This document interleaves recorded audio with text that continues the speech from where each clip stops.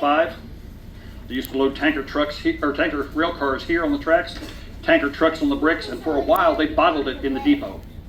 If you were in the gift shop facing the counter, turn around and look behind you on the floor, great big rusty circle. That's where a filter used to sit, so they could filter the water right here. Well, Ozarka since 1905, 100% natural spring water, born to be great, naturally filtered by the earth. Made in Texas. We have any Texans on board? Oh. No, Texans are okay with me. I've got family around Kerrville and San Antonio. But years ago, the rights to the name Ozarka drinking water was sold. Nestle's Foods bought it. They moved it to Texas. So now they say it's Texas spring water. Okay, it's still good. I still drink it sometimes. But you know, if that label's going to say Ozarka, it needs to be from here in the Ozarks, not from Texas. I'm through preaching. Y'all ready to go for a train ride? I'm sorry, a little hard of hearing. Okay. Harvey, we got a brakeman on board. Track's clear. You got the highball.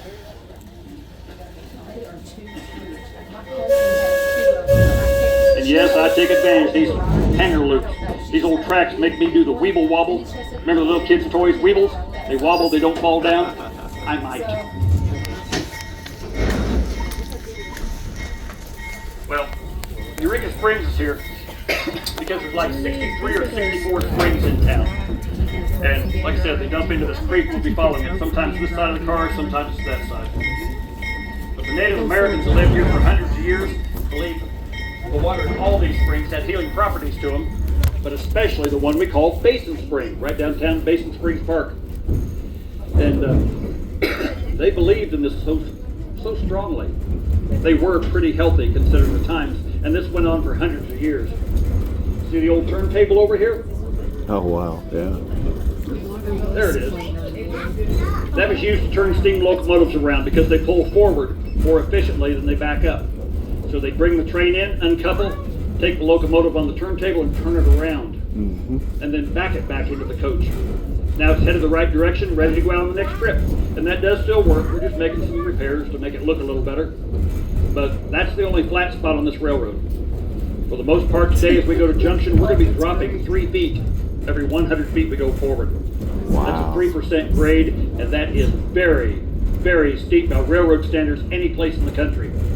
Even the Rocky Mountains, they try to keep it at 1% or less. Yep. But hey, you're in the Ozarks. You get what you get. Well, these Native Americans got pushed out of here as the United States was expanding. They got put on the Trail of Tears and pushed into what's now Oklahoma. At that time, just known as the Indian Territory. So when they left here, this was just wilderness with the legends of the springs. Dr. Alva Jackson from Berryville, a little town about 10 miles east of here, heard about that basin, one we call Basin Spring, decided he was going to find it. Searched for a long time, finally found it in 1856. See the surface rail car? That was used by Turpentine Creek, the wildlife refuge south of town. They used to bring up a white lion, white tiger, sometimes a bear, and put it in there so you could see it. Unfortunately, they choose not to do that anymore, so we've kind of had to repurpose that car. You know what we use it for now? Rowdy passengers, y'all know who you are. And a lot of times they come from Texas. They can't help themselves. That Texas pride just gets the best of them sometimes. But actually our rowdy group is usually a bunch of women in their 60s and 70s, usually wearing matching shirts, girls' day out, such and such date. Other times they say, wine is cheaper than therapy. We had a bunch of them last spring. I think they'd been in that wine awful early. They were dandies, but they were all sweethearts. Well, Dr. Jackson started using the spring water to treat family, friends, and patients, having really good results. So he started bottling that water to sell to people so they could cure whatever's wrong with them. And he's making good money off of it, so he kept the location of the springs secret. During the Civil War, he treated both Union and Confederate soldiers in his cave hospital, using that spring water on their wounds, and by all reports, their wounds healed remarkably fast. Real early 1879, he brought a friend over here, Judge Saunders. The judge had some kind of condition where he had big, open, weeping sores on his legs. Nothing really seemed to help. Well, Well, they camped right next to that basin spring, washed the judge's legs several times a day with that water, had him drinking it too, and within about 3 weeks, he's starting to heal up nicely. Well, it's good news for the judge. And that judge, well, he's a politician. And you know what politicians do.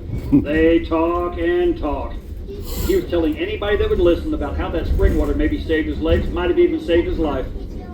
He also told him where the spring was located.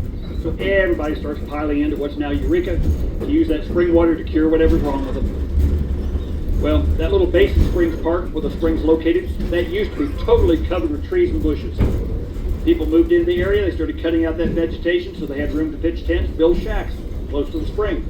More and more people arrived, they cut out more and more. And soon the whole mountainside was stripped.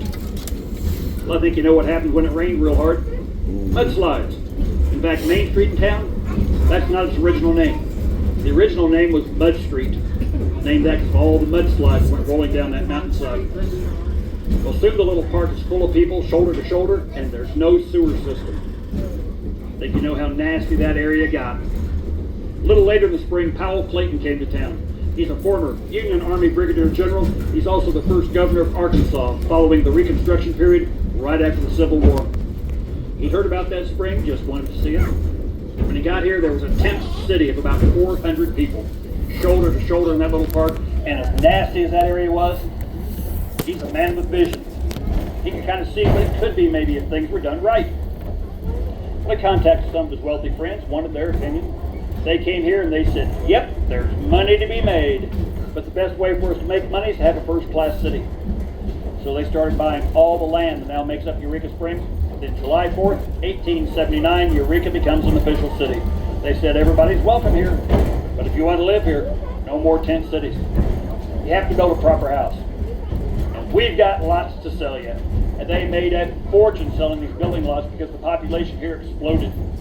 In just a year and a half, the population went from virtually zero to 15,000 people. At that time, the fourth largest city in Arkansas. There's like 2,100 here today. But you know, due to all the springs and just the natural beauty of the area, it became a tourist destination. People said this little town's wonderful, but it's hard to get here. The only way here at that time was a dirt road. They needed a train. So they got the Frisco Railroad to lay tracks from Joplin, Missouri to Eureka Springs. Tracks never went past our depot, and this opened up for business in 1883, and soon the trains are making 9 trips a day from Joplin to bring people and supplies into this booming area. Well, next year, 1884, there's 40 hotels and bathhouses in town. Most are pretty small. But Powell Clayton decided he wanted a grand resort, so he built the Crescent Hotel. Beautiful hotel, sits up on top of the mountain. In fact, I do the ghost tours there at night. It's been voted the most haunted hotel in America. It's definitely got my vote. I've experienced a lot of stuff there I just cannot explain. But it took 2 years, $294,000 to build that. And that was a bunch of money in those days. See, at that time, you could build a nice hotel for $50,000. But when it opened up May 20th, 1886, it's the finest establishment west of the Mississippi River, even rivals some of the great resorts of Europe. Well, everything's going great for the train, going great for the town. Famous people started coming here. 1896, outlaw Bill Doolin, part of the Doolin-Dalton gang. They were bank robbers, train robbers. He came to town to soak in a tub of that healing spring water because he'd been shot several times during his career and he was hurting. Well, Marshal Bill Tillman found him in one of those bathhouses, arrested him without incident. Yep, kind of caught him with his pants down. Arrested him, put him on board the train, took him to Oklahoma stand trial. Now I'm going to be quiet because he's going to be blowing whistles. You're probably not going to hear me anyway. This is Wilson's Crossing.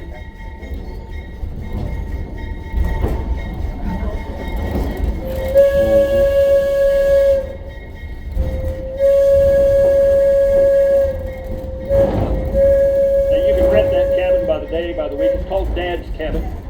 And in summertime, it's common to see little kids kneeling on the couch, waving at us out the window.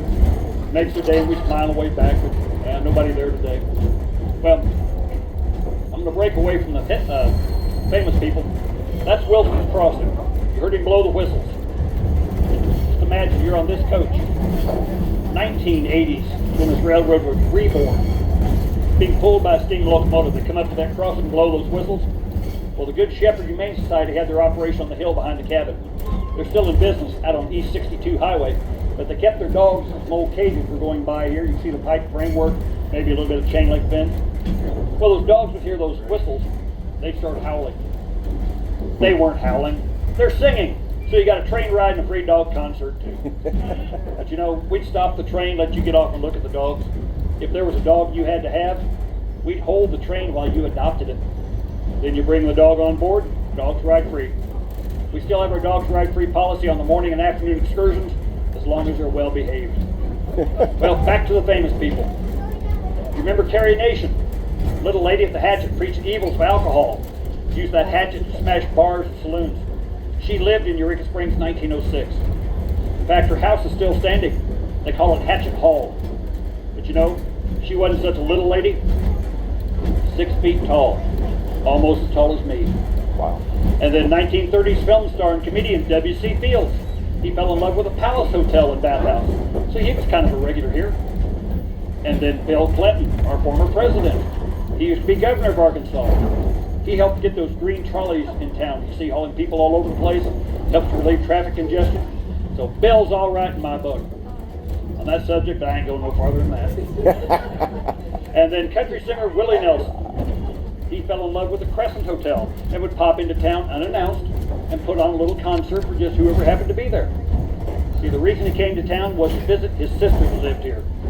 And he'd do that concert just for something to do. Well, let's go back into history. Everything's going great for the railroad.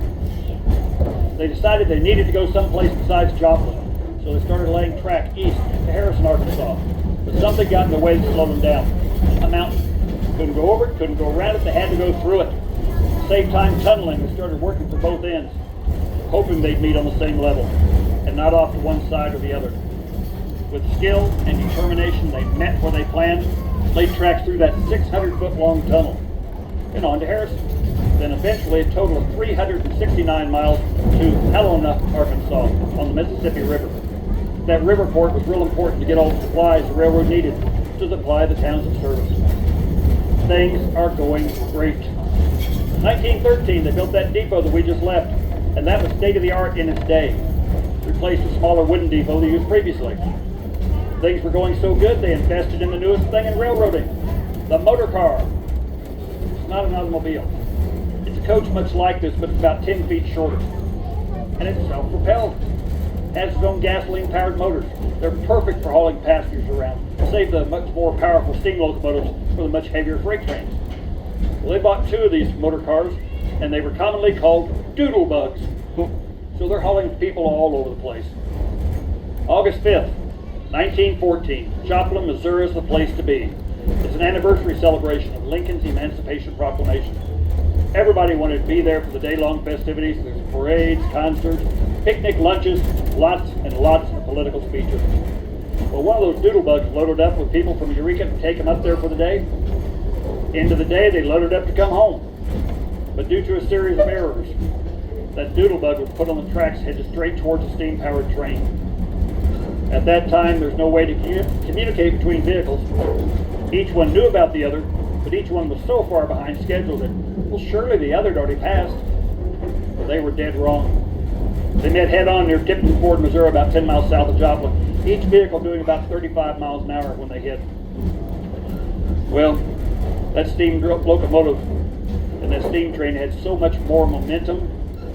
That locomotive drove itself 22 feet inside that doodlebug, killed everybody in the first 7 sets of seats.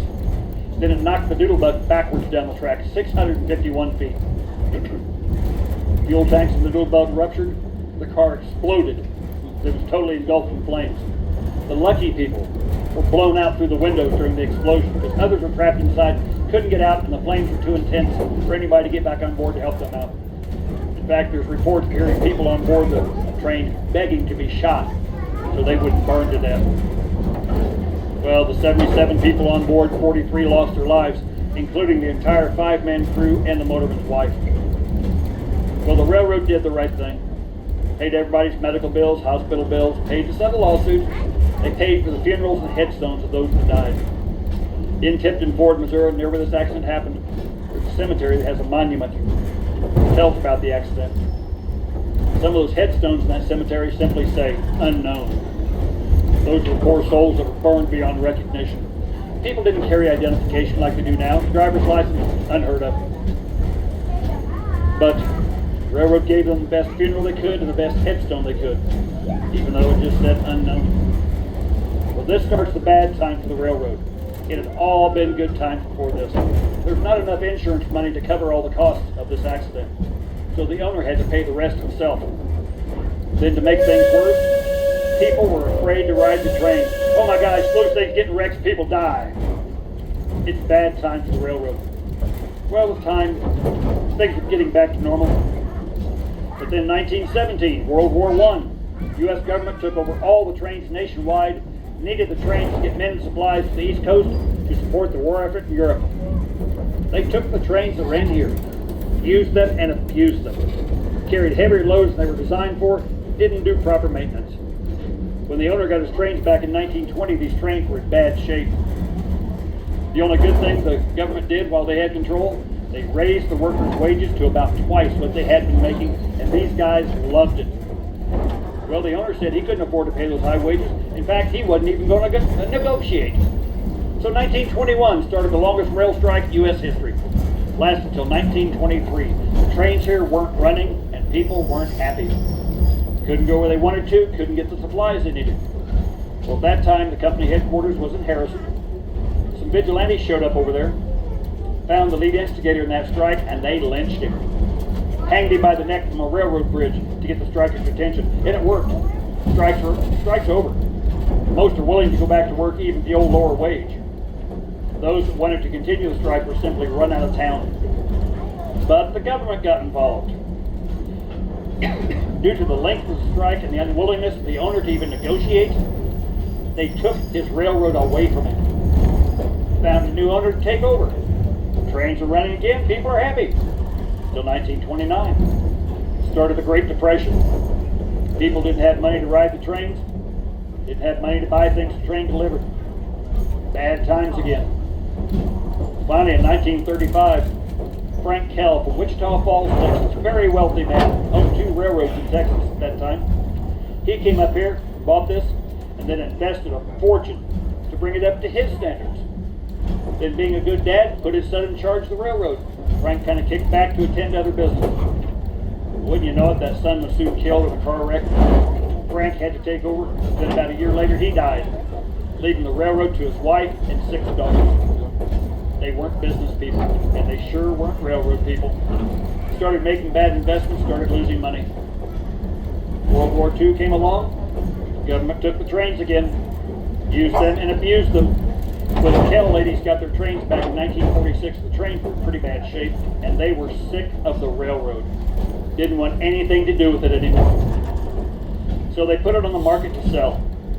Finally, in 1949, the Salzburg Group from New Jersey bought it. Got it at a bargain price, too. They had great plans for this railroad. Sell it all off piece by piece.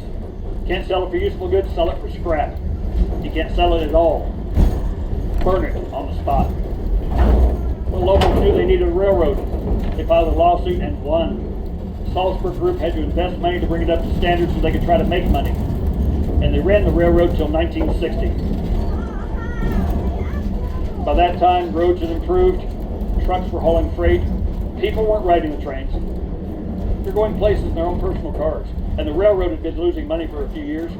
So they filed for abandonment and won. So in 1961, they did what they wanted to do in 49, sold it all off. They couldn't sell it, they burned it. And this all sat pretty much vacant, unused until early 1980s when our current owners came here, the Dorch family.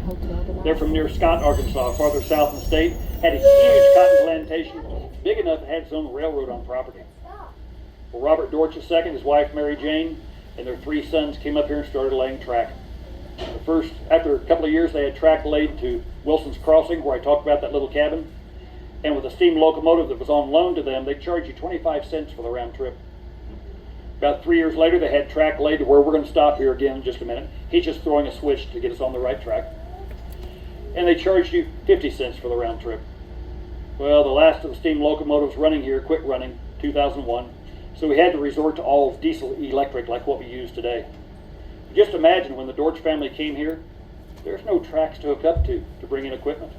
Everything had to come here by truck. Just imagine seeing this 80-foot long coach, almost 93,000 pounds, on the back of a truck coming down Main Street. That's how it got here. Would have been one heck of a task.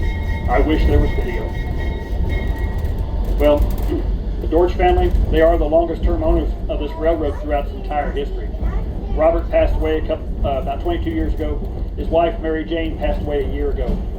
So now the railroad's run by 2 of their 3 sons. It's had a very, very colorful history.